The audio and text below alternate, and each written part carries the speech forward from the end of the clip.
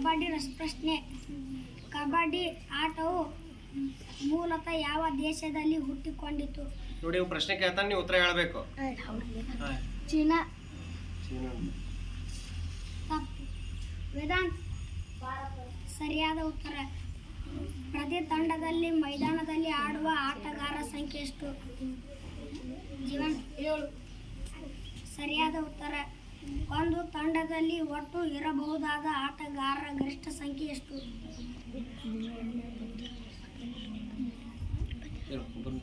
ವೇದಾಂತ್. 2. ಸರಿಯಾದ ಉತ್ತರ. ದಾಳಿಗಾರನು ಎದುರಾಳಿ ಅಂಕಣಕ್ಕೆ ಹೋಗುವಾಗ ನಿರಂತರ ಏನು ಹೇಳುತ್ತಿರುತ್ತಾರೆ? ಗಂಗಾಧರ್. ಕಬಡ್ಡಿ ಎಂದು ಉದ್ಗರಿಸುತ್ತೆ. ಸರಿಯಾದ ಉತ್ತರ. ಪುರುಷರ ವಿಭಾಗಗಳಲ್ಲಿ ಕಬಡ್ಡಿ ಆಟದ ಒಂದು ಅವಧಿಯ ಸಮಯ ಎಷ್ಟು? 30 ಸೆಕೆಂಡ್. 20 ಸೆಕೆಂಡ್.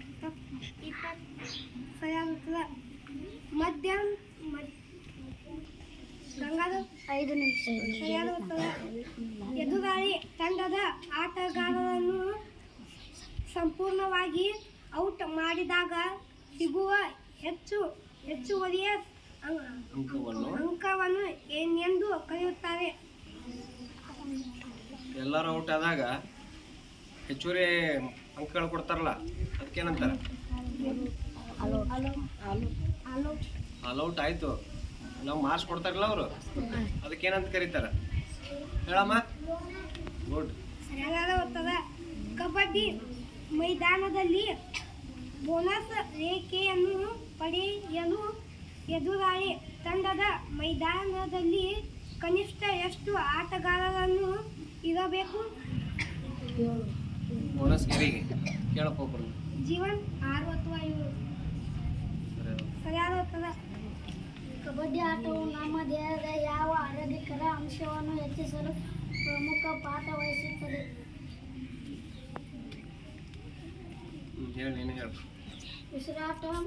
ಉಸಿರಾಟದ ಸಾಮರ್ಥ್ಯ ಮತ್ತು ದೈಹಿಕ ಶಕ್ತಿ. ಕಬಡ್ಡಿ ಆಟ ಆಡುವುದರಿಂದ ನಮ್ಮ ಮಾನಸಿಕ ಆರೋಗ್ಯದ ಮೇಲೆ ಆಗುವ ಒಳ್ಳೆಯ ಪರಿಣಾಮವೇನು?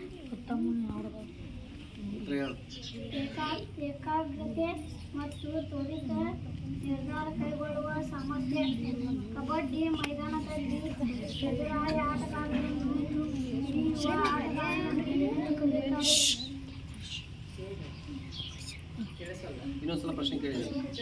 ಕಬಡ್ಡಿ ಮೈದಾನದಲ್ಲಿ ಎದುರಾಳಿ ಆಟಗಾರರನ್ನು ಹಿಡಿಯುವ ಆಟಗಾರರನ್ನು ಏನೆಂದು ಕರೆಯುತ್ತಾರೆ? ಕಬಡ್ಡಿ ಆಟಗಾರ ಇದ್ದೀರಾ ಇಲ್ಲೇ? ಒಬ್ಬ ದಾಳಿಗಾರನು ಎದುರಾಳಿ ತಂಡದ 3 ಅಥವಾ ಅದಕ್ಕಿಂತ ಹೆಚ್ಚು ಆಟಗಾರರನ್ನು ಔಟ್ ಮಾಡಿ ಅಂಕ ಗಳಿಸಿದರೆ ಏನೇನು ಸಾಧಿಸದಂತೆ? ಕಬಡ್ಡಿ ಆಟವು ಮಕ್ಕಳಲ್ಲಿ ಯಾವ ಸಾಮಾಜಿಕ ಗುಣವನ್ನು ಬೆಳೆಸುತ್ತದೆ? ಕಬಡ್ಡಿ ಆಡೋದ್ರಿಂದ ನಮ್ಗೆ ಯಾವ ಒಂದು ಗುಣ ಬರ್ತದ? ಯಾವ ಗುಣ ವೃದ್ಧಿ ಆಗ್ತದ? ಹೇಳಪ್ಪ. ತಂಡದ ಭಾವನೆ ಮತ್ತು ಸಹಕಾರ. ತಂಡದ ಭಾವನೆ ಮತ್ತು ಸಹಕಾರ. ಒಗ್ಗಟ್ಟು ಮತ್ತು ಸಹಕಾರ. ಒಬ್ಬ ಡಿಫೆಂಡರ್ ಪಂದ್ಯದಲ್ಲಿ 5 ಅಥವಾ ಹೆಚ್ಚಿನ ಯಶಸ್ವಿ ಟ್ಯಾಕಲ್ಗಳನ್ನು ಮಾಡಿದರೆ ಅದನ್ನು ಏನೆಂದು ಕರೆಯುತ್ತಾರೆ? ಹೈಪೈ. ಏನಪ್ಪ? ಏನಿಂದ್ರ ಏನ? ಹೈಪೈ. ಹೈ ಫೈವ್ ಅದು. ಸರಿಯಾದ ಉತ್ತರ. ಕಬಡ್ಡಿ ಮೈದಾನದ ಅಳತೆ ಸಾಮಾನ್ಯವಾಗಿ ಎಷ್ಟು ಇರುತ್ತದೆ?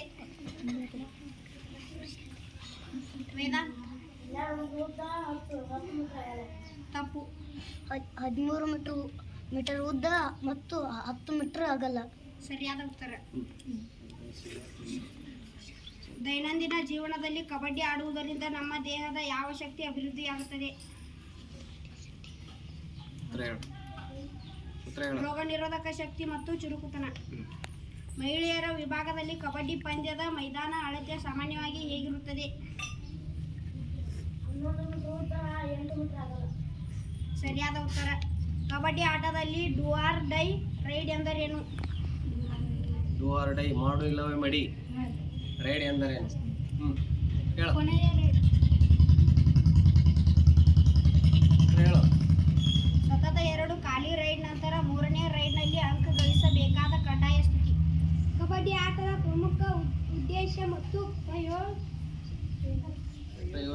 ಆಲೋಚನೆ ಆರೋಗ್ಯಕ್ಕೆ ವೃದ್ಧಿ ಮತ್ತು ಕ್ರೀಡಾ ಸ್ಫೂರ್ತಿ ಬೆಳೆಸುವುದು. ನೋಡ್ರಿ, ಕಬಡ್ಡಿ ಆಟದ ಕುರಿತು ರಸಪ್ರಶ್ನೆ. ಈ ಕಬಡ್ಡಿ ಆಟದ ಕುರಿತು ಸುಮಾರು 20 ರಸಪ್ರಶ್ನೆಗಳನ್ನ ತಮ್ಮ ಮುಂದೆ ಕೇಳಿ ಸಂಪೂರ್ಣ ಕಬಡ್ಡಿಯ ನಿಯಮಗಳನ್ನೇ ಈ ಒಂದು ಪ್ರಶ್ನೆಗಳ ಮೂಲಕ ತಮಗೆ ತಿಳಿಸಿದ್ದಾರೆ. ಮೊದಲು ಈ ಎಲ್ಲ ವಿದ್ಯಾರ್ಥಿಗಳಿಗೆ ಚಪ್ಪಾಳೆ ತಟ್ಟುವುದು ಅಂದ್ರೆ ಇದೊಂದು ಗ್ರಾಮೀಣ ಕ್ರೀಡೆ. ಇದು ಗ್ರಾಮೀಣ ಕ್ರೀಡೆಯಾಗಿ ಜಗತ್ತಿನಾದ್ಯಂತ ಏನಪ್ಪಾ ಅಂದ್ರೆ ಹೆಸರು ಮಾಡಿದಂತ ಒಂದು ಕ್ರೀಡೆ ಯಾವ್ದಪ್ಪ ಅಂದ್ರೆ ಕಬಡ್ಡಿ ಅಂತ ಹೇಳ್ಬೋದು. ಇದಕ್ಕೆ ಸುಮಾರು ಸಾವಿರಾರು ವರ್ಷಗಳ ಇತಿಹಾಸ ಇದೆ. ನಾವು ಇತಿಹಾಸವನ್ನ ಪರಿಗಣನೆಗೆ ತೆಗೆದುಕೊಂಡಾಗ ಈ ಕಬಡ್ಡಿ ಆಟ ಯಾವಾಗ ಹುಟ್ಕೊಂಡಪ್ಪ ಅಂದ್ರೆ ಸುಮಾರು 4000 ವರ್ಷಗಳ ಹಿಂದೆ. 4000 ವರ್ಷಗಳ ಹಿಂದೆ ಏನಪ್ಪಾ ಅಂದ್ರೆ ಈ ಕಬಡ್ಡಿ ಆಟ ಹುಟ್ಕೋದಂತ ಹೇಳ್ತಾರ. ಆದ್ರೆ ಈ ನವಭಾರತದಲ್ಲಿ ಅಂದ್ರೆ ನಮ್ಮ ಭಾರತ ದೇಶದಲ್ಲಿ ಈ ಕಬಡ್ಡಿ ಆಟ ಮೊಟ್ಟ ಮೊದಲು ಪ್ರಾರಂಭವಾಗಿದೆ ಎಲ್ಲಿಯಪ್ಪ ಅಂದ್ರೆ ಮಹಾರಾಷ್ಟ್ರ ರಾಜ್ಯದಲ್ಲಿ. ಎಲ್ಲೇ? ಮಹಾರಾಷ್ಟ್ರ ರಾಜ್ಯದಲ್ಲಿ ಪ್ರಪ್ರಥಮವಾಗಿ ಕಬಡ್ಡಿ ಆಟ ಪ್ರಾರಂಭವಾಯಿತು. ಇದು ಪ್ರಾರಂಭವಾಗಿ 21ರಿಂದ ಒಂದು ಅಸೋಸಿಯೇಷನ್ ಅನ್ನ ಸ್ಥಾಪನೆ ಮಾಡಿಬಿಟ್ಟು ಈ ಕಬಡ್ಡಿ ಆಟವನ್ನ ಆಡಲು ಪ್ರಾರಂಭ ಮಾಡಿದ್ರು. ಈ ಕಬಡ್ಡಿ ಫೆಡರೇಷನ್ ಅನ್ನು 1950ರಲ್ಲಿ ಸ್ಥಾಪನೆ ಆಯಿತು ನಮ್ಮ ಭಾರತ ದೇಶದಲ್ಲಿ. ಅಂದಿನಿಂದ ಏನಪ್ಪಾ ಅಂತಂದ್ರೆ ಇದು ಹಲವಾರು ರೀತಿಯಲ್ಲಿ ಏನಪ್ಪಾ ಅಂದ್ರೆ ಈ ಆಟವನ್ನ ಬೇರೆ ಬೇರೆ ಒಂದು ಕ್ರೀಡಾ ಚಟುವಟಿಕೆಗಳಲ್ಲಿ ಏನಪ್ಪಾ ಅಂದ್ರೆ ಇದನ್ನ ತೊಡಗಿಸಕ್ಕೆ ಸ್ಟಾರ್ಟ್ ಮಾಡಿದ್ರು. ಅದರಲ್ಲಿ ಮುಖ್ಯವಾಗಿ ಇತ್ತೀಚಿನ ದಿನಮಾನಗಳಲ್ಲಿ ನಾವು ಏಷ್ಯನ್ ಗೇಮ್ಸ್ ಅತಿ ಹೆಚ್ಚು ಪ್ರಶಸ್ತಿ ಪಡೆದಂತ ಆಟ. ಈ ಏಷ್ಯನ್ ಗೇಮ್ಸ್ ನಲ್ಲಿ 1990ರಲ್ಲಿ ಏನಾಯ್ತಪ್ಪ ಅಂತಂದ್ರೆ ಇದು ಸೇರ್ಪಡೆಗೊಂಡಿತು ಏಷ್ಯನ್ ಗೇಮ್ಸ್ ನಲ್ಲಿ ಕಬಡ್ಡಿ ಆಟ. ಆದ್ರೆ ಇತ್ತೀಚೆಗೆ ನಾವು ಪ್ರೋ ಕಬಡ್ಡಿಗಳನ್ನು ನೋಡ್ತಾ ಇದೀವಿ. ನೋಡಿದ್ರಲ್ಲ ಪ್ರೋ ಕಬಡ್ಡಿ. ಈ ಪ್ರೋ ಕಬಡ್ಡಿ ಪ್ರಾರಂಭವಾಗಿದ್ದು ಯಾವಾಗಪ್ಪ ಅಂದ್ರೆ 2014ರಲ್ಲಿ. 2014ರಲ್ಲಿ ಪ್ರೋ ಕಬಡ್ಡಿ ಲೀಗ್ ಪ್ರಾರಂಭ ಆಗಿದ್ದಕ್ಕ ಇಡೀ ಇದ್ರ ಒಂದ ನೋಡ್ತಾರ. ಬಟ್ ನಾವು ಜಗತ್ತಿನಲ್ಲಿ ಗಣನೆ ತೆಗೆದುಕೊಂಡಾಗ ಅತಿ ಹೆಚ್ಚು ಜನರು ನೋಡುವಂತ ಆಟ ಫುಟ್ಬಾಲ್, ನೆಕ್ಸ್ಟ್ ಕ್ರಿಕೆಟ್, ಥರ್ಡ್ ಈ ಕಬಡ್ಡಿಗೆ ಬಂದದ ಈಗ. ಸೊ ಅದಕ್ಕೂ